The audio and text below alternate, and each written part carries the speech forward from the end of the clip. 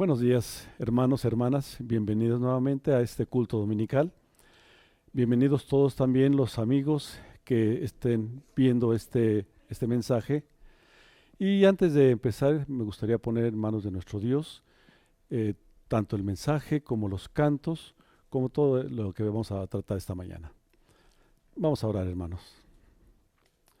Amantísimo Padre Celestial, Señor de todas las naciones, te damos infinitas gracias, Padre Santo, porque hasta aquí nos has permitido llegar.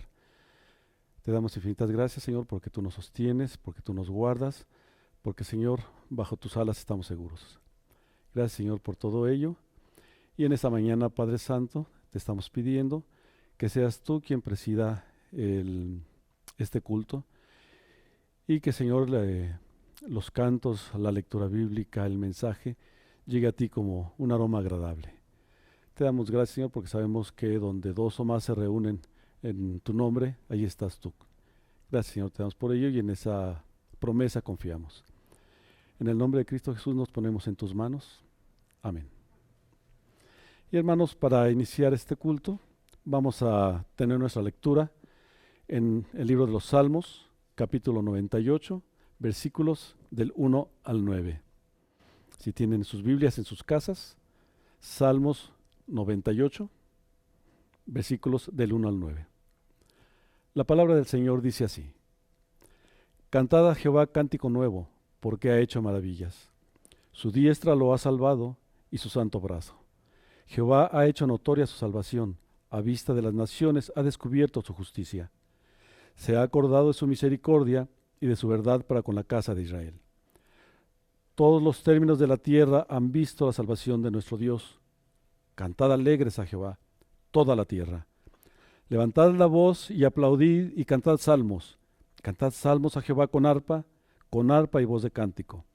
Aclamad con trompetas y sonidos de bocina delante del Rey Jehová. Brame el mar y su plenitud, el mundo y los que en él habitan. Los ríos batan las manos, los montes todos hagan regocijo. Delante de Jehová, porque vino a juzgar la tierra, juzgará al mundo con justicia y a los pueblos con rectitud. Bien, hermanos, vamos a continuar alabando a nuestro Dios, ahora por medio de unos cantos, a cargo de nuestra hermana Adriana y de nuestra hermana Mari Carmen. Él es la roca cuya obra es perfecta, porque todos sus caminos son rectitud. Dios de verdad y sin ninguna iniquidad en él, es justo y recto. Les invito, hermanos, a alabar a nuestro Dios con dos hermosos himnos: Amarte solo a ti, Señor, y ya pertenezco a Cristo.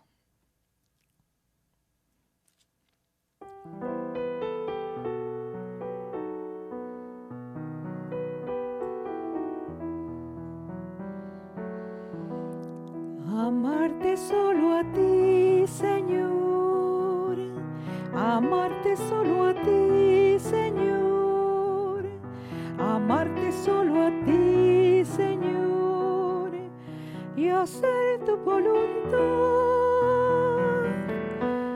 seguir tu caminar, Señor, seguir sin desmayar, Señor, seguir hasta el final, Señor, y no mirar atrás,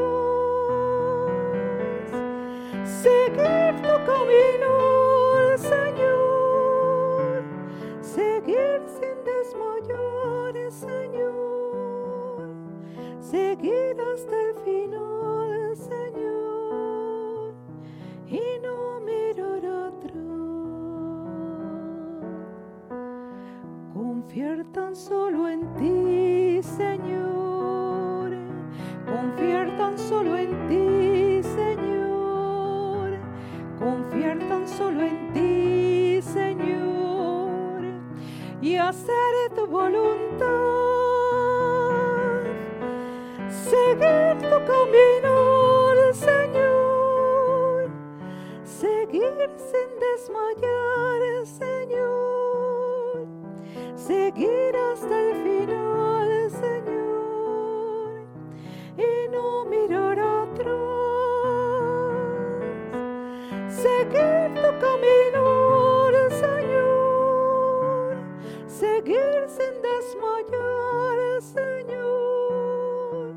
seguir hasta el final, Señor, y no mirar atrás.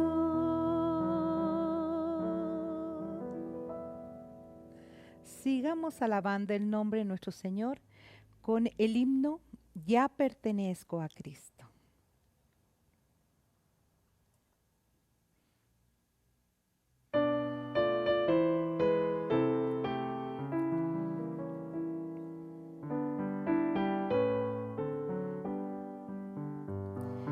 Cristo el Señor me ama por siempre, mi vida guarda eternamente, vence el pecado, cuida del mal, ya pertenezco a Él, ya pertenezco a Cristo, Él pertenece a mí. Solo por el tiempo aquí, más por la eternidad.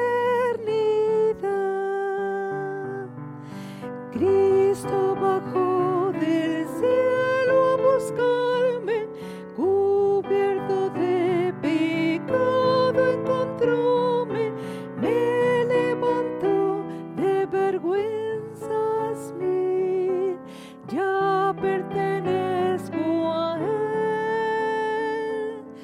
ya pertenezco a Cristo, Él pertenece a mí, no solo por el tiempo aquí, mas por la eternidad. Gozo indecible inunda mi alma, ya libertado estoy y mi vida llena está de felicidad, ya pertenezco a Él, ya pertenezco a Cristo, Él pertenece a mí, no solo por el tiempo aquí, mas por la eternidad.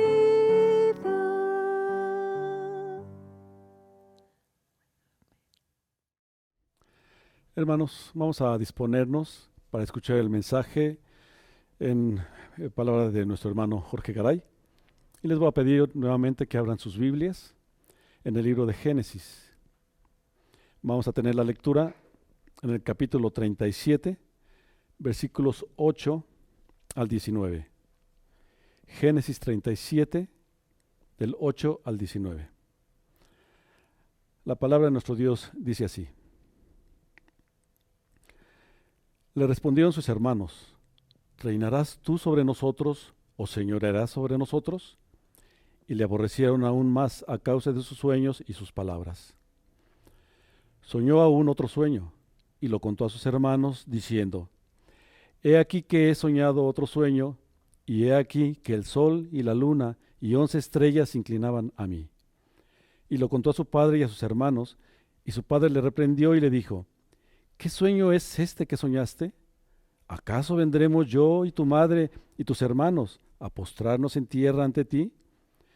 Y sus hermanos le tenían envidia, mas su padre meditaba en esto. Después fueron sus hermanos a apacentar las ovejas de su padre en Siquem. Y dijo Israel a José: Tus hermanos apacientan las ovejas en Siquem. Ven y te enviaré a ellos. Y él respondió: Heme aquí. E Israel le dijo: Ve ahora, mira cómo están tus hermanos y cómo están las ovejas, y tráeme la respuesta. Y lo envió del valle de Hebrón y llegó a Siquem. Y lo halló un hombre andando él errante por el campo y le preguntó a aquel hombre diciendo: ¿Qué buscas?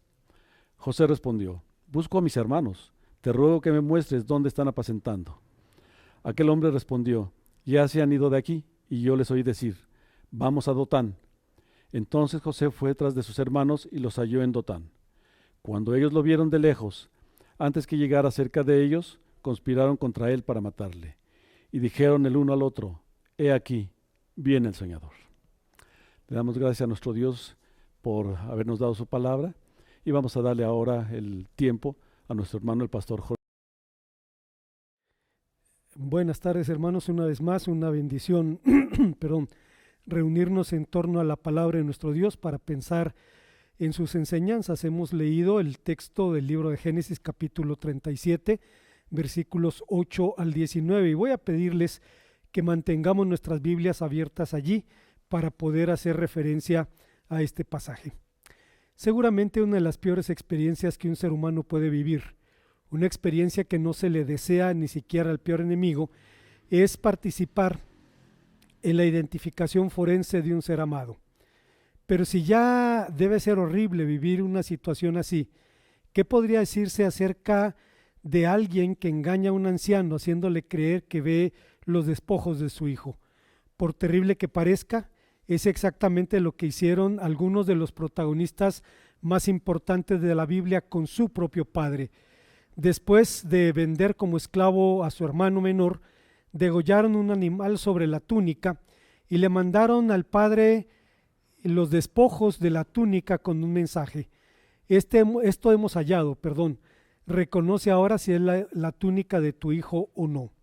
Aunque la Biblia no tenemos la bendición de leer el tono de las palabras, algo extraño había en la conducta de los hijos de José. Enviaron la túnica del hermano, no la llevaron personalmente. Hablaban de la víctima en tercera persona, era tu hijo, no nuestro hermano.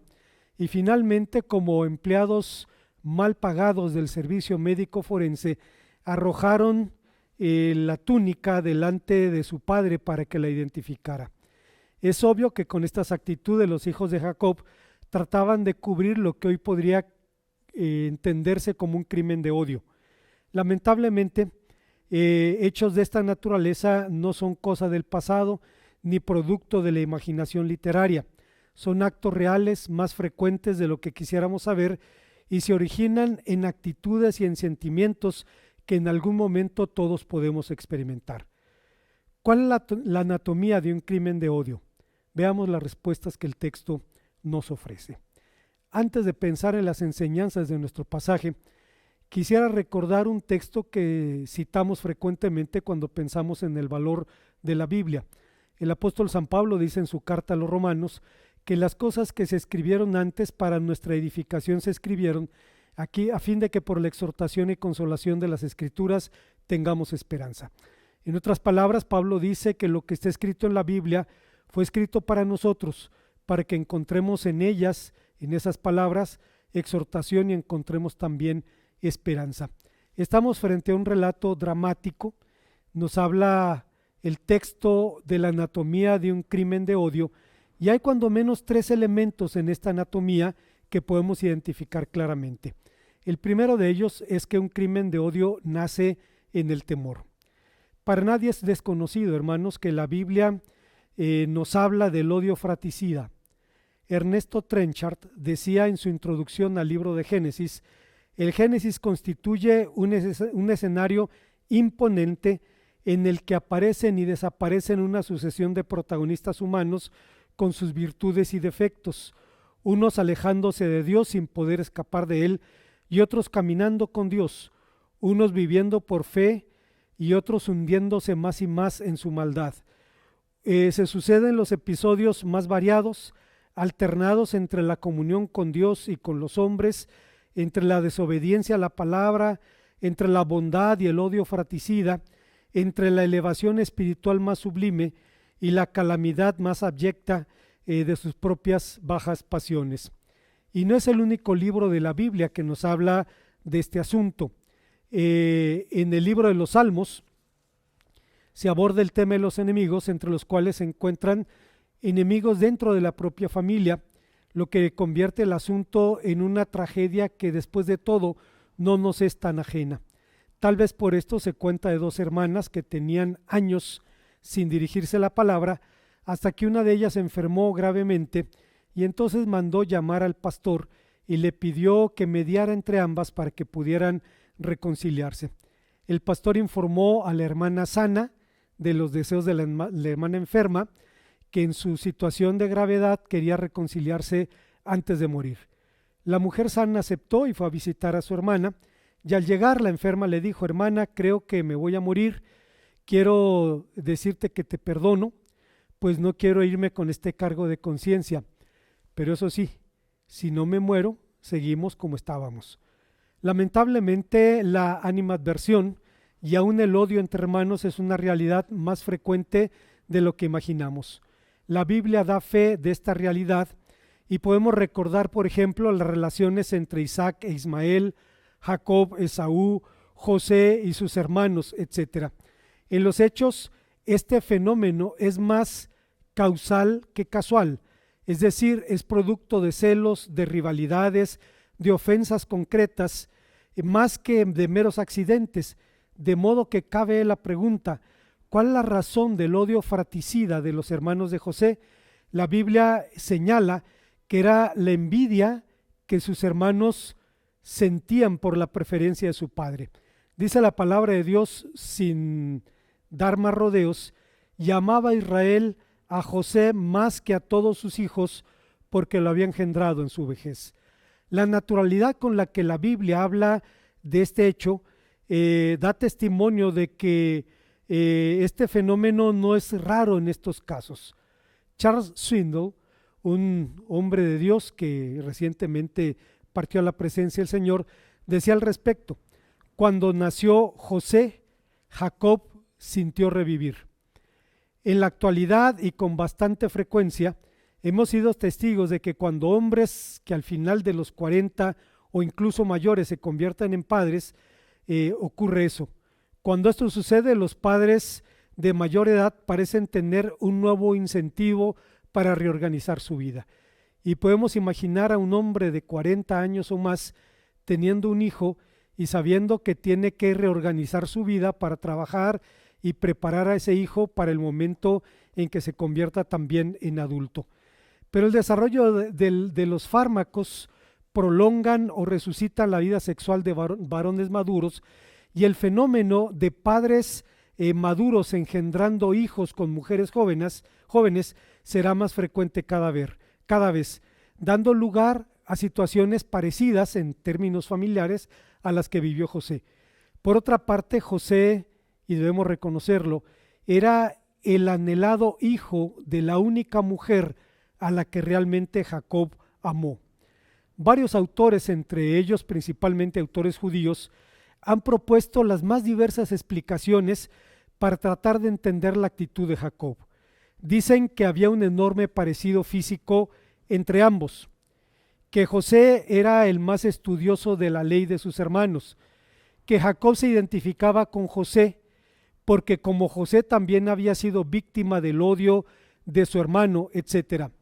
Swindoll propone incluso una explicación psicológica para tratar de entender la polarización de la familia. Dice que los padres pasivos tienden a favorecer a los hijos que son fáciles de criar. Un padre pasivo tenderá a favorecer al hijo con el que no tiene dificultades, y puesto que Jacob tenía otros 11 hijos que no eran fáciles de manejar, favoreció a aquel que era una delicia para su corazón. Lo cierto es que, sea cual fuere la razón, la palabra de Dios dice sin rodeos: y amaba Israel a José más que a todos sus hijos. ¿Cuál fue entonces la fuente de este crimen de odio? La experiencia nos enseña que los crímenes de odio se cometen por temor. Temor a perder privilegios, temor a la prosperidad del otro, temor al rechazo, temor a que lo que se considera normal, justo o correcto desaparezca.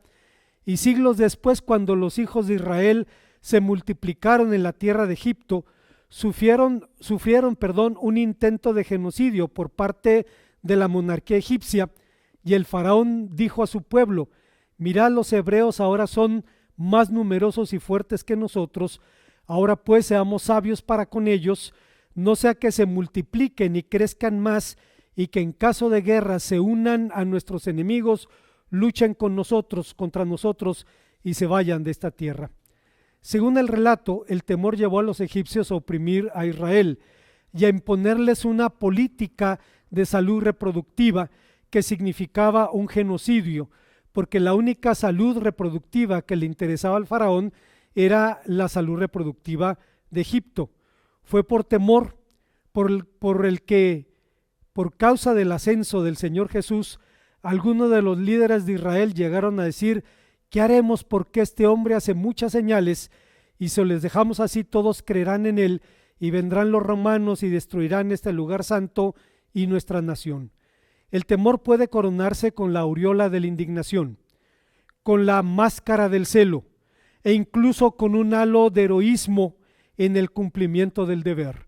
Recuerdo las palabras de Hannah Arendt, una socióloga judeo-alemana, quien fue testigo, reportero del crimen del coronel Adolf Eichmann en Israel a principios de los años 60. Bueno, Eichmann fue uno de los que implementaron la llamada solución final, es decir, el genocidio judío en Europa Oriental, y Hannah Arendt dice algo muy interesante respecto a la actitud de Eichmann. Eichmann dice: tuvo abundantes ocasiones para sentirse un nuevo Poncio Pilatos, es decir, para lavarse olímpicamente las manos. Aunque en la medida en que ascendía en su carrera, Eichmann en general suprimió su necesidad de sentir. Las cosas eran tal cual eran, y así, bajo la nueva ley basada en las órdenes del Führer, cualquier cosa que se hiciera la hacía en el papel de un ciudadano cumplidor de la ley. Él cumplía el deber, no solo obedecía órdenes, sino que obedecía también a la ley. El temor puede esconderse detrás de sus máscaras, pero siempre seguirá siendo temor. Hay una segunda razón que nos permite entender este crimen de odio, y es que un crimen de odio nace en la intolerancia. La intolerancia es definida como la falta de habilidad o de voluntad para tolerar algo. Es la ausencia de paciencia y respeto a los puntos de vista y características personales consideradas como diferentes. Supone dureza y rigidez en el mantenimiento de lo que se considera normal y correcto, en la defensa de las características propias cuando se tienen como inquebrantable y absolutas. Esta actitud no se limita a los ajenos, tiene que ver también con los cercanos, como en el caso de José. La intolerancia hacia José no solo cifraba la incapacidad de sus hermanos de soportar su presencia, cifraba su incapacidad de soportar su existencia, realidad que se evidencia en sus palabras. Génesis 37:19. He aquí viene el soñador, ahora pues venid y matémosle y echémosle en una cisterna y digamos que una mala bestia lo devoró. Una lectura superficial del pasaje podría llevarnos a la impresión de que hasta cierto punto José era responsable o corresponsable del rencor de sus hermanos, pues los provocaba a ira con sus sueños y con sus palabras. Recordemos que a estas alturas José no era un niño, era un joven de 17 años. Sin embargo, sus sueños no eran realmente sueños de opio, como veremos en el resto de la historia. No eran meras ilusiones de un megalómano, eran verdaderas revelaciones de Dios. Revelaciones que hablaban del papel que desempeñaría en la salvación de Egipto y en la salvación también de Israel, del papel que desempeñaría en la redención de ambos pueblos.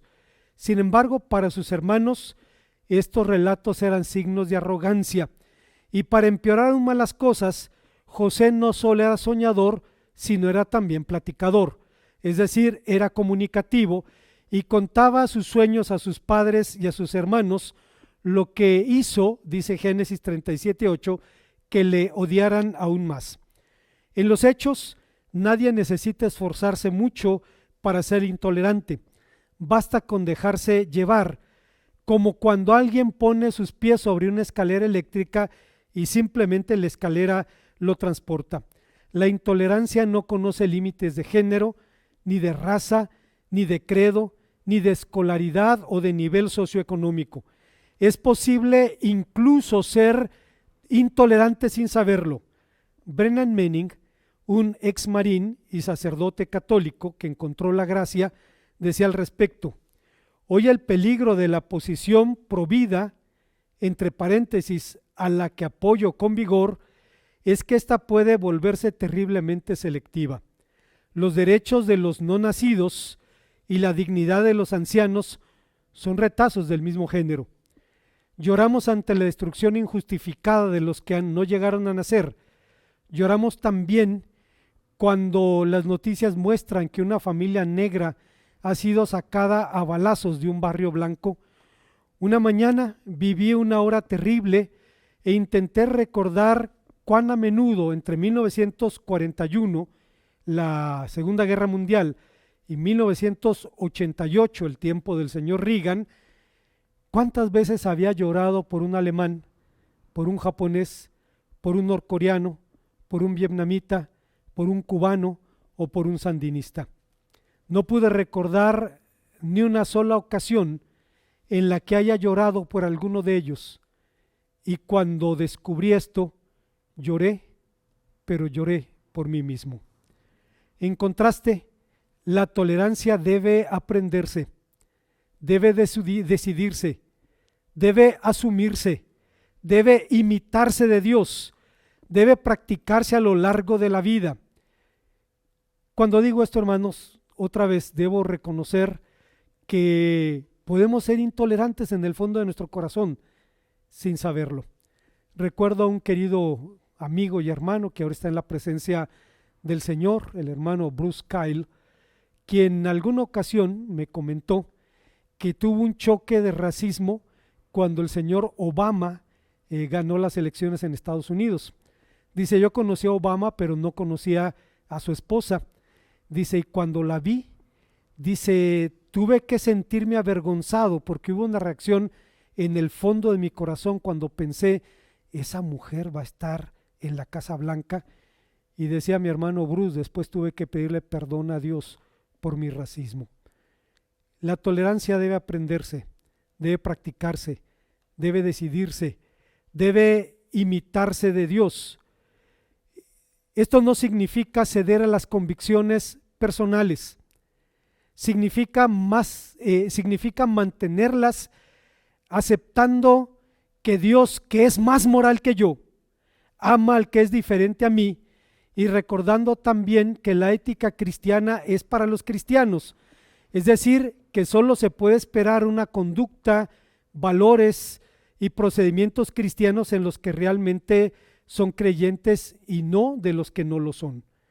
En 1945, en plena Segunda Guerra Mundial, Martin Niemöller, un pastor luterano, predicó en la Alemania nazi un sermón titulado ¿Qué hubiera hecho Jesús? Dicho sermón se convirtió después en un poema conocido ahora con el nombre de Cuando los nazis vinieron. Dicho poema dice: cuando los nazis vinieron a llevarse a los comunistas, guardé silencio porque yo no era comunista. Cuando encarcelaron a los socialdemócratas, guardé silencio porque yo no era socialdemócrata. Cuando vinieron a buscar a los sindicalistas, no protesté porque yo no era sindicalista. Cuando vinieron a llevarse a los judíos, no protesté porque tampoco era judío. Y cuando vinieron a buscarme a mí, ya no había nadie en quien pudiera protestar. Se pueden cambiar esos nombres por nombres de nuestro contexto. Primero llegaron por los indigentes, pero como yo no era indigente, guardé silencio. Después vinieron a buscar a los musulmanes o a los ateos, pero como yo no era como ellos, me hice de lado. Cuando vinieron a buscar a los migrantes de Centroamérica, yo no protesté porque estoy en mi país. Y finalmente se llevaron a los homosexuales, a los emos, etcétera, y no reaccioné porque ese no era mi problema, hasta que vinieron a buscarme a mí y ya no hubiera nadie más quien pudiera protestar. Hay una tercera y última enseñanza en nuestro pasaje. Estamos hablando, hermanos, de un crimen de odio, de la anatomía de un crimen de odio, y el texto nos enseña en tercer y último lugar que un crimen de odio florece en la violencia.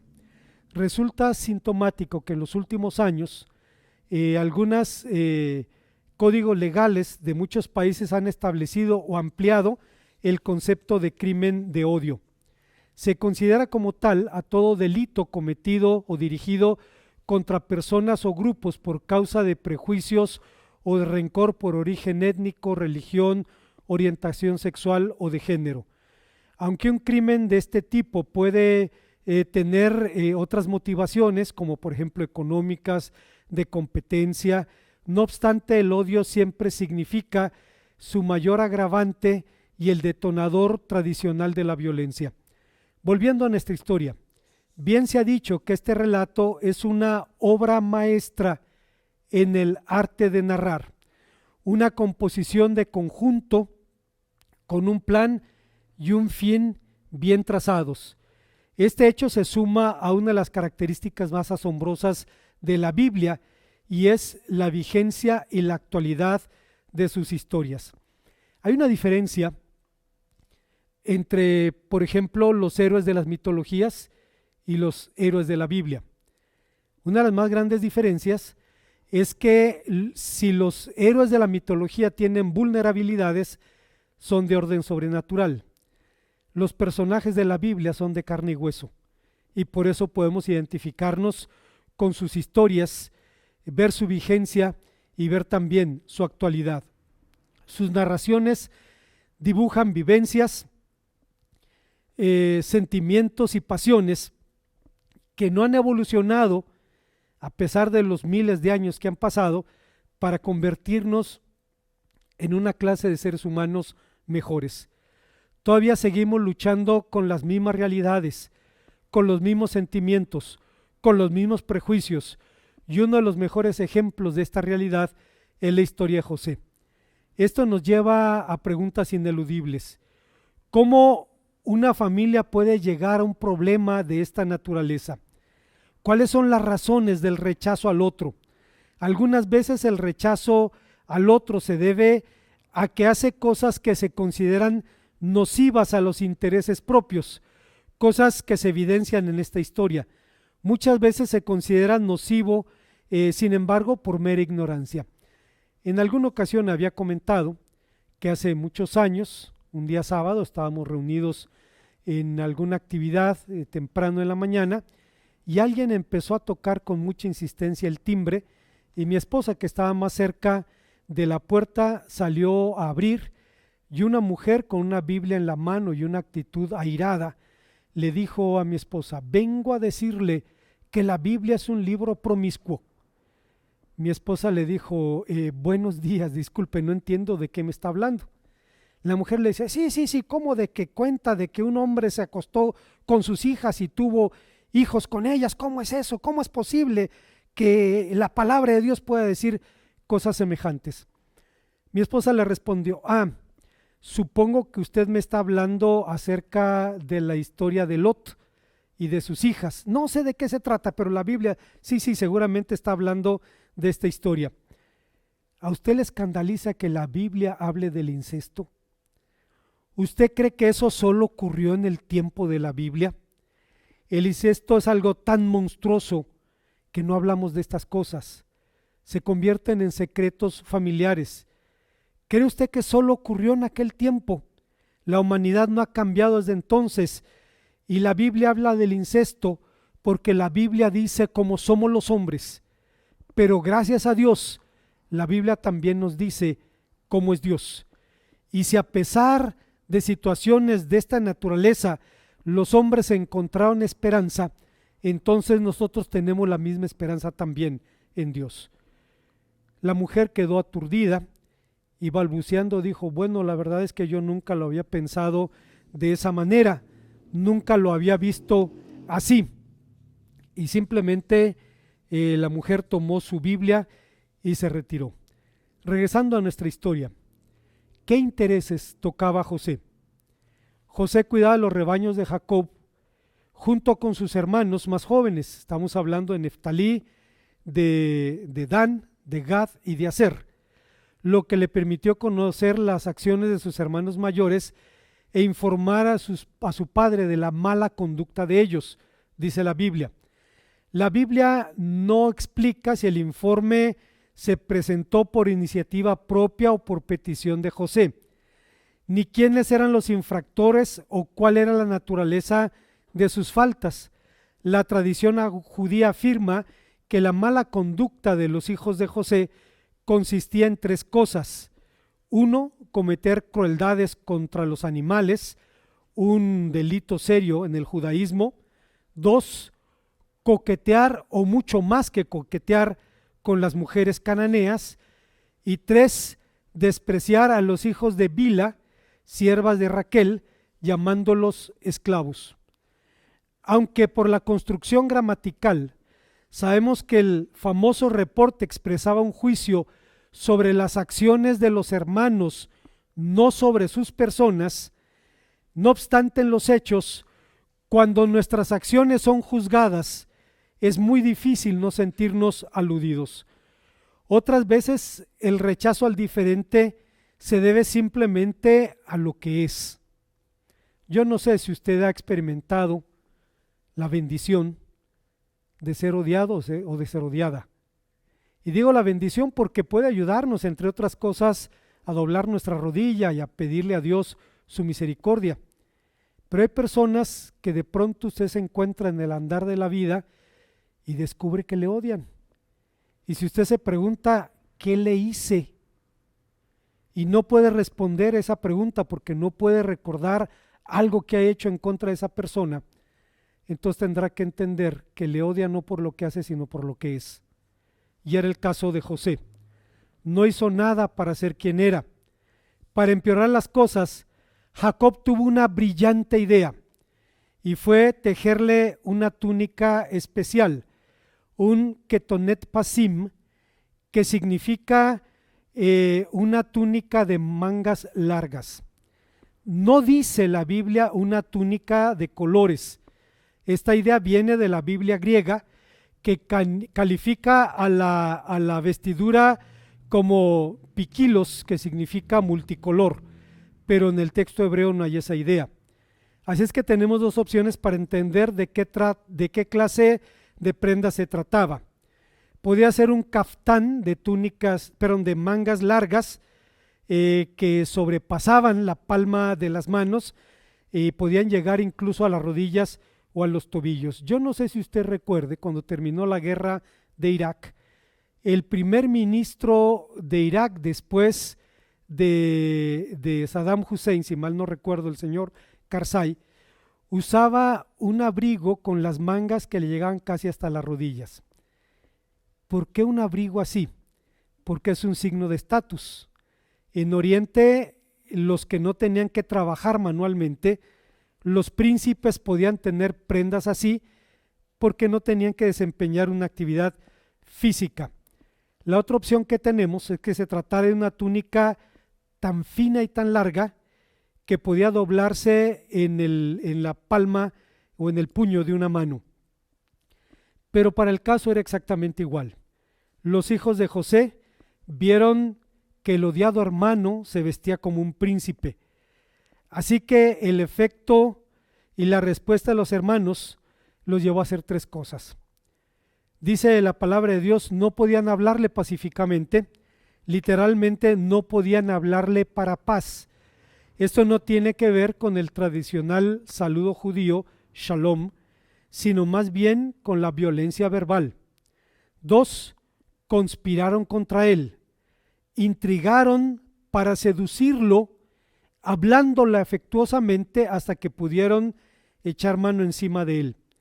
Y 3, planearon deshacerse de él, y el texto hebreo es muy crudo, cuando en Génesis 37:20 dice, degollemos al soñador.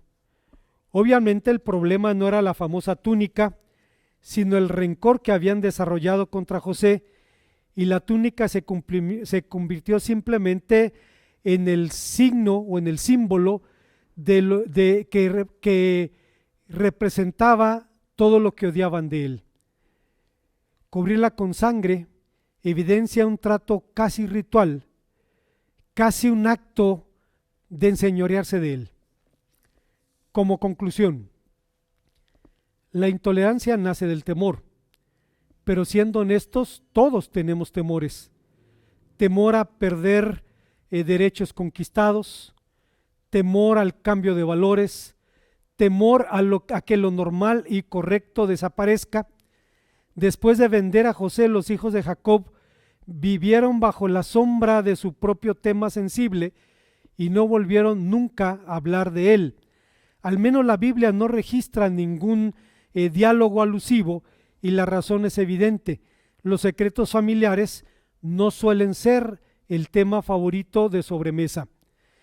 Pero ignorando los designios de Dios y luchando para sobrevivir del hambre, los hermanos de José viajaron a Egipto, pero este viaje les complicó la vida. Sin buscarlo, conocieron al mismísimo Safnaj Paneaj, el poderoso regente de Egipto, quien de pronto parecía obsesionado con ellos. Los trató primero con aspereza, los acusó de ser espías, los encarceló, les pidió detalles de su vida familiar y exigió que le presentaran a su hermano menor para comprobar la veracidad de su historia. Pero extrañamente también los invitó a su mesa y los trató con singular deferencia. Este hombre irrumpió en la vida de los hermanos de José, secuestró sus conversaciones, se hizo omnipresente en ellas, incluso en las lejanas tiendas del Negev. Viviendo bajo la lógica de la causa y el efecto, bajo la idea de que el que siembra vientos cosecha tempestades, los hijos de Israel pensaban que la sangre de su hermano les era demandada. Pero aún así, había dos cosas que jamás esperaría escuchar.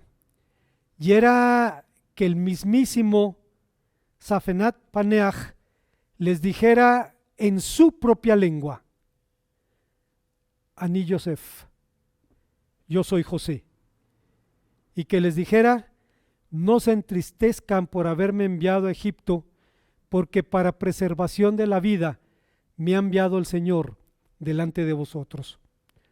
No estamos seguros de cuántos de los hijos de Jacob cometieron pecado de comisión y cuántos pecado de omisión, pero los crímenes de odio suelen ser más los omisos que los comisos, pero al final fueron igualmente responsables del delito. Ahora sabemos que durante el régimen nazi en Alemania, la cantidad de agentes de la Gestapo era ridículamente insignificante y que no hubiera podido funcionar sin la colaboración de los ciudadanos que, temerosos de las consecuencias de guardar silencio o para tratar de desviar la atención de ellos mismos, denunciaban a sus vecinos e incluso a sus familiares. Ahora sabemos que los campos de exterminio a la Alemania nazi no hubieran funcionado sin la colaboración de los judíos. Hubiera sido imposible que la maquinaria funcionara, pero no podemos culpar a seres humanos tratando de sobrevivir situaciones semejantes.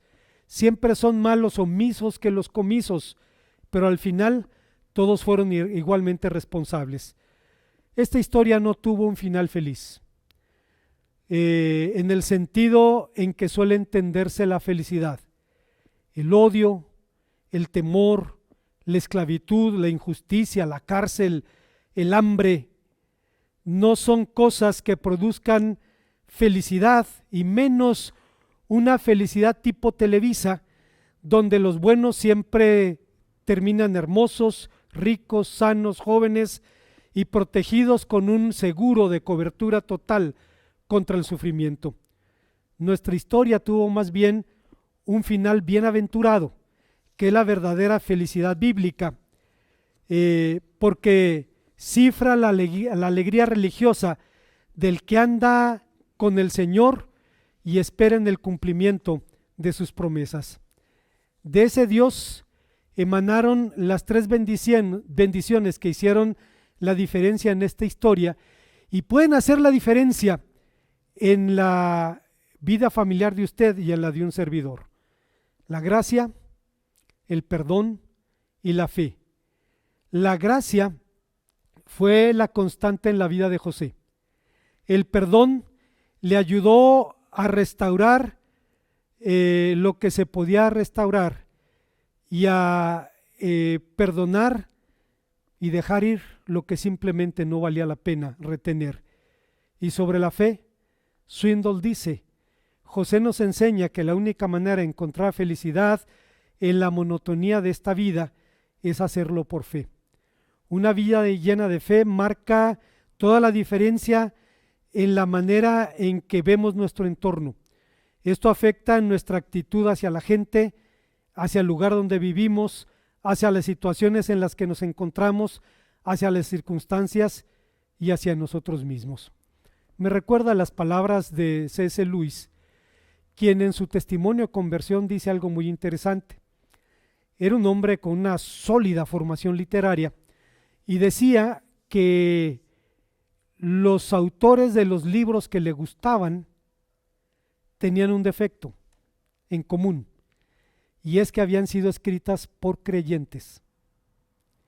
Los libros con los que debía identificarse, porque eran escritos por ateos, decía C.S. Lewis, aún en su condición de ateo, tenían un defecto, y es que carecían de profundidad.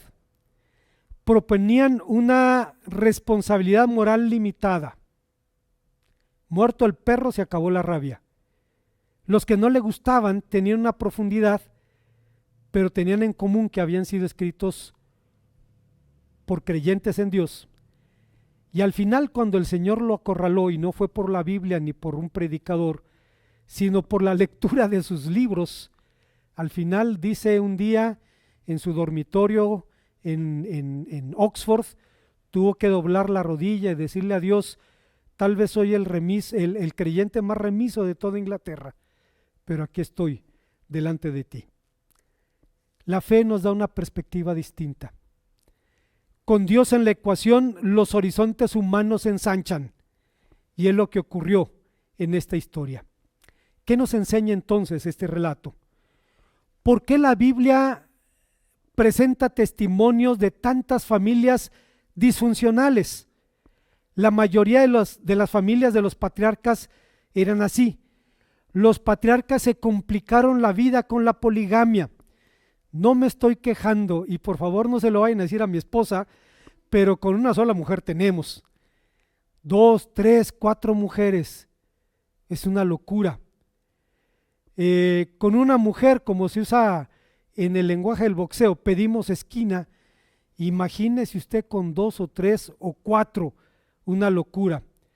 Pero la Biblia nos habla de esta clase de familias para recordarnos que si esas familias en las que los hermanos querían matarse los unos a los otros alcanzaron redención, entonces la suya y la mía tienen esperanza. Como Jorge E. Maldonado dice, la historia de esta familia, que vivió hace casi 4000 años, es apasionante. Refleja dramas humanos parecidos a los nuestros. Sin embargo, el Dios de Abraham, de Isaac y de Jacob, Padre nuestro y de nuestro Señor Jesucristo, nos ha hablado a lo largo de los siglos a través de esta historia. Gente de todas las partes del mundo sigue respondiendo al llamado de caminar por fe y continúa experimentando la misma gracia de Dios en sus vidas personales y en sus familias, y sigue poniendo a sus hijos los nombres de los personajes de esta historia. Son historias tan humanas, tan intensas, que nos permiten recordar que solo en la fe y en la esperanza la vida tiene razón de ser. Hoy día, hermanos, es bastante común hablar de crímenes de odio, y este es tal vez uno de los primeros testimonios bíblicos de esa realidad. Un crimen que nace en el temor, que crece en la intolerancia y fructifica en la violencia. Un día, usted conoce la historia, dice la palabra de Dios que el regente de Egipto vio a un grupo de desarrapados que llegaron a comprar trigo y los reconoció. Eran sus hermanos. Siempre que recuerdo la historia de José, toca una fibra muy sensible en mi corazón. Y empezó a luchar con sus sentimientos, ocultó su identidad, hasta que finalmente, cuando no pudo soportar más, teniendo a sus hermanos en su mesa, mandó sacar a todos de su casa menos a sus hermanos, y les dijo lo que ellos jamás esperarían escuchar de los labios del regente de Egipto: Ani Yosef, yo soy José. Los hombres se aterrorizaron. Y José les dijo: no les pese haberme mandado a Egipto, porque para preservación de la vida me ha mandado el Señor delante de ustedes. Un hombre que a final de cuentas se tomó de Dios y vivió el resto de su vida con Él. Algo interesante que vemos en José es que es el segundo patriarca que no fue polígamo. Tuvo una sola mujer, y un hombre que por muchas razones y motivos se convierte en un tipo de nuestro Señor Jesucristo. Los crímenes de odio, hermanos, son más frecuentes y comunes de lo que podemos imaginar. Se pueden racionalizar. Eso se saca por vivir así o por tener ese estilo de vida, se metió en problemas, etcétera, etcétera. Pero a final de cuentas, hermanos, vemos cómo en esta historia, si algo hizo la diferencia, fue precisamente la gracia, el amor, que pueden encarnarse en la vida del patriarca y que se convierten en un modelo y en un testimonio para nosotros. Oremos a nuestro Dios. Gracias, Padre, te damos una vez más porque nos permites venir a tu palabra y encontrar en ella testimonios de realidades tan tangibles para nosotros, tan actuales para nosotros, que nos permiten recordar que la respuesta se encuentra únicamente en ti.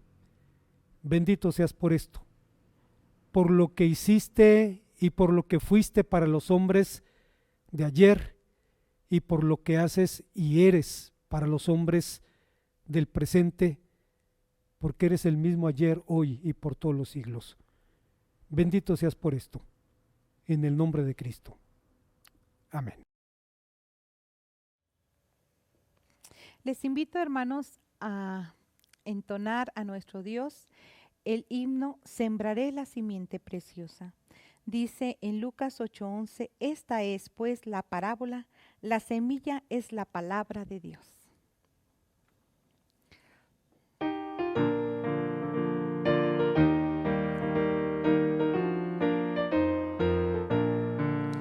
Sembraré la simiente preciosa del glorioso evangelio de amor. Sembraré, sembraré mientras viva, dejaré el resultado al Señor.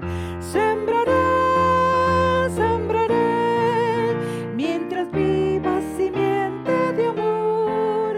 Segaré, segaré al hallarme en la casa de Dios. Sembraré en corazones sensibles la doctrina del Dios de perdón. Sembraré, sembraré mientras viva, dejaré el resultado al Señor. Sembraré, sembraré mientras viva, simiente de amor.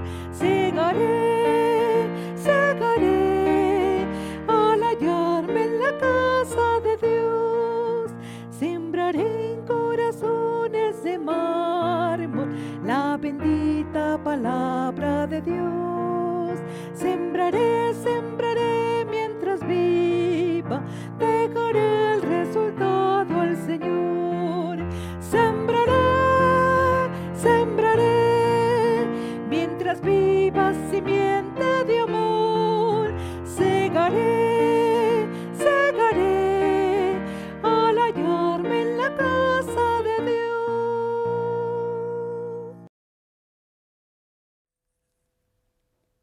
Una vez más, hermanos, el Señor nos bendiga, una bendición meditar junto a la palabra de nuestro Dios.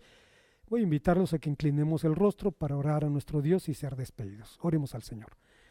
Te bendecimos, Señor, y te alabamos porque nos permites reunirnos en tu nombre, meditar en tu palabra y pedirte que tu Espíritu Santo nos permita apropiarnos de ella. Que el amor tuyo, la gracia de nuestro Señor Jesucristo, la comunión de tu Santo y bendito Espíritu sean con cada uno de nosotros, ahora y siempre. Amén. Dios nos bendiga.